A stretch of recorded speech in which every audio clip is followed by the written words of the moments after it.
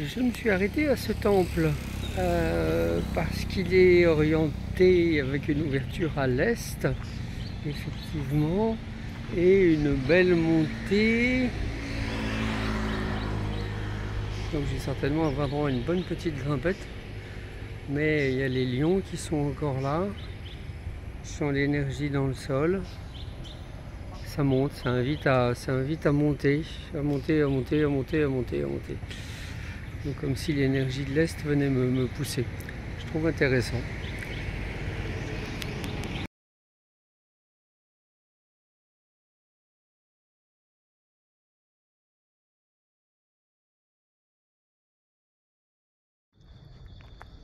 Chemin des éléphants, agréable, ombragé, belle énergie de la nature. Je me sens entouré.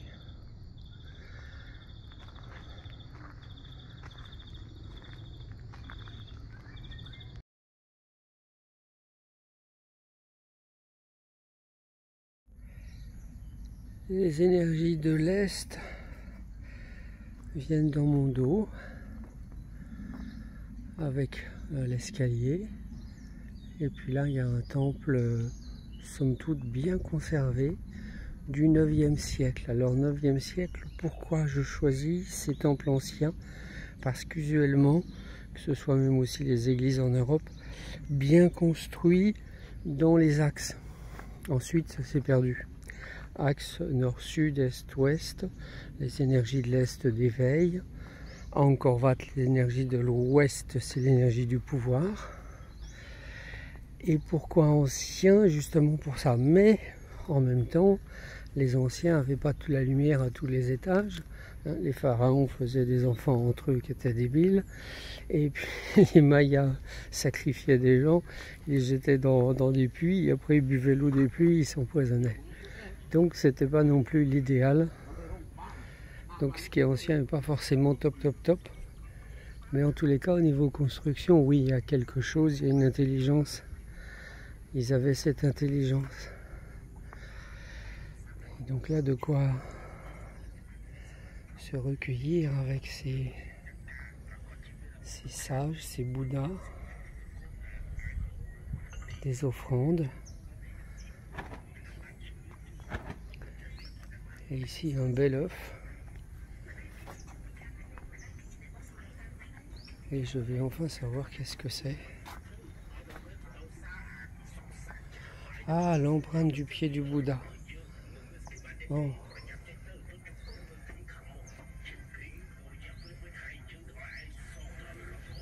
Effectivement, il avait des orteils.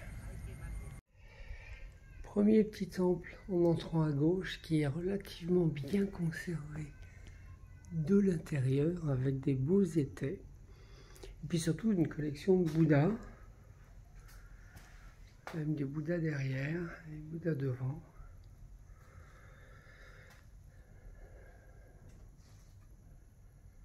Il y a quelques chauves-souris là-haut. Comment est l'énergie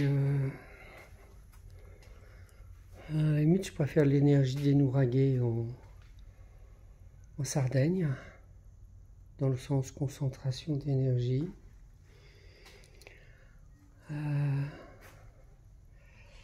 Là, je vois une tête de Bouddha dans la roche.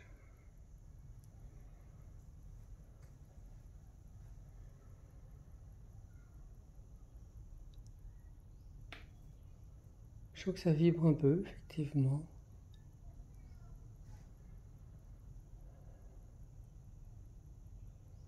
Ça me prend un peu au niveau de la chakra coronal, chakra du cœur. C'est léger. Ah, un Bouddha qui sourit. Souvent, les sourires sont discrets dans les Bouddhas modernes pour magnifier l'austérité en oubliant la joie.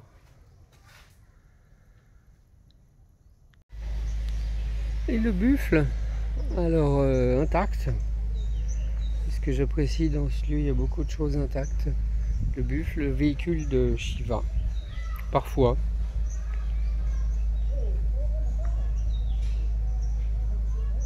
Un beau buffle à bosse. Belle énergie. Et ici nous avons une montée avec les lions. Une tête de lion. Voilà, en cours de restauration.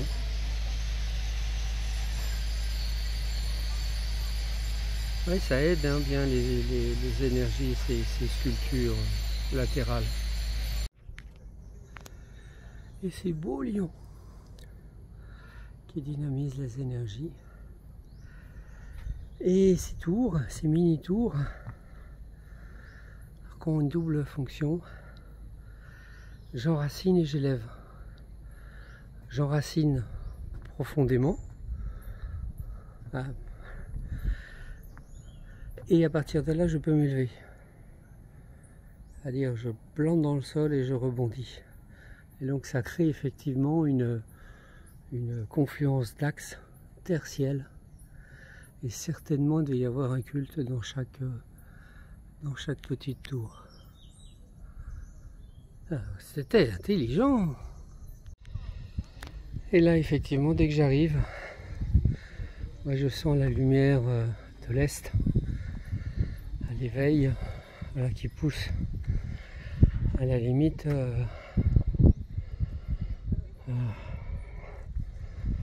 pour me pousser un peu dans le sacrum pour remonter le long de la colonne. Oui. Oui, oui. Je suis rentré dans un des petits temples. Voilà, je ne sais pas s'il était tout le temps ouvert, je ne crois pas. Par contre, je suis à la place de la statue. Alors, je m'y sens bien. Je m'y sens protégé.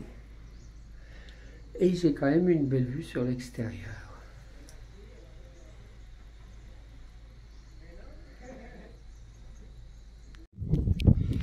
Endroit central des énergies.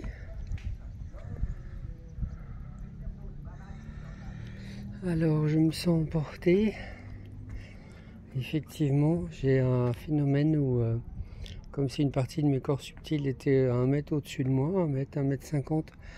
Et donc ça permet de mieux méditer, à condition d'être bien enraciné. Sinon, ça frise le délire. Voilà, on peut se prendre pour qui on n'est pas. Voilà, c'est un petit peu le même phénomène autour de Bougarache, où je m'étais retrouvé à 2,50 m autour de mon corps, au-dessus de mon corps. Là, c'est plus léger, c'est plus stable. C'est plus stable parce que c'est construit, quoi. Ça pouvait éventuellement servir de lieu de divination, de conseil. Ça se fait hein, dans les temples bouddhistes, les gens payent pour avoir un oracle. Et là, il pouvait y avoir effectivement un oracle. Il y a ce qu'il faut pour. Je suis sur l'esplanade principale et là, il reste un petit bout de temple avec un magnifique Shiva Lingam. Alors, Shiva en rond, ensuite à 6 côtés, non, c'est Vishnu en rond, ensuite c'est Shiva à 6 côtés, et à 4 côtés en dessous, c'est Brahma. Donc, on est sur un lingam sacré au-dessus d'un réceptacle qui généralement est la yoni, même si c'est carré, mais c'est le symbole de la yoni. Donc on faisait couler l'eau sur le lingam, qui après était nourri par les énergies de la yoni, et on pouvait après récupérer pour une ablution, pour un culte, pour une méditation, pour une purification. Alors oui, il est magnifique. Magnifique Shiva Lingam avec son petit temple, son culte.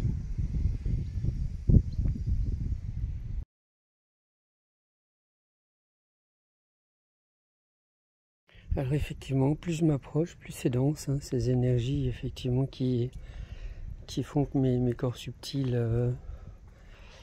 Alors ça s'étire, c'est pas ça s'élève, ça reste dans mes pieds, restent dans mes pieds. Mais par contre c'est comme si je m'allongeais, je m'allongeais. Et Et effectivement, là, pour la divination, ça doit être absolument sublime, mais on peut pas voir le trou dedans. Alors, dedans, il y a pierre effondrée. Ouais, il y a quand même eu une bougie.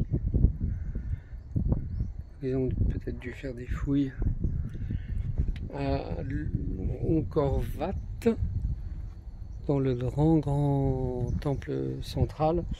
Ils ont fait des fouilles et ils ont trouvé de l'or et des gemmes. Ça devait être une offrande pour l'abondance, la richesse.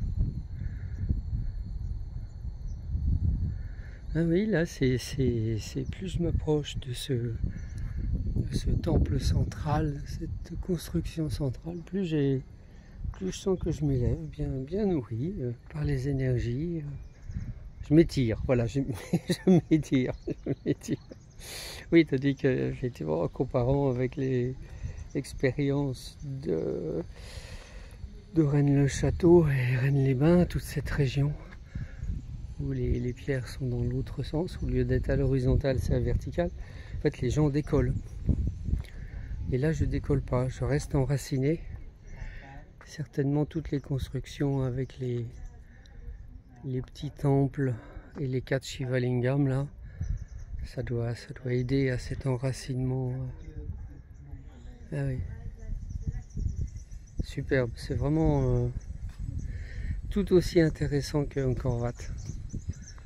Ah oui, puis là il y a une belle vue.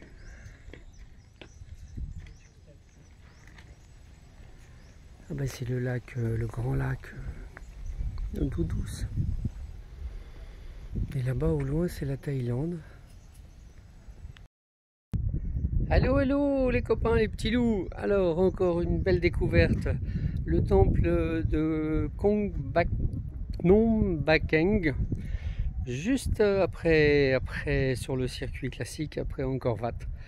Alors là, ce que j'ai trouvé d'extraordinaire, c'est un temple du 9e siècle, très enraciné, très posé, avec, plus je m'approche du centre, du lieu de culte, plus j'ai l'impression que mes corps subtils s'étirent.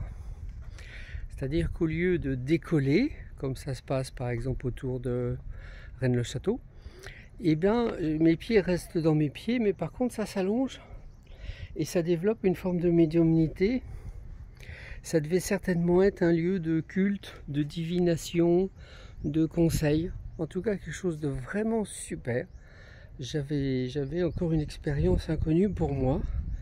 Alors je vais de découverte en découverte, mais c'est vraiment génial.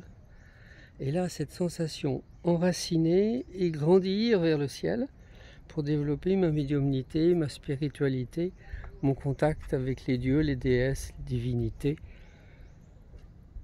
les Shiva, les Purusha, les Shakti, les Apsara, etc.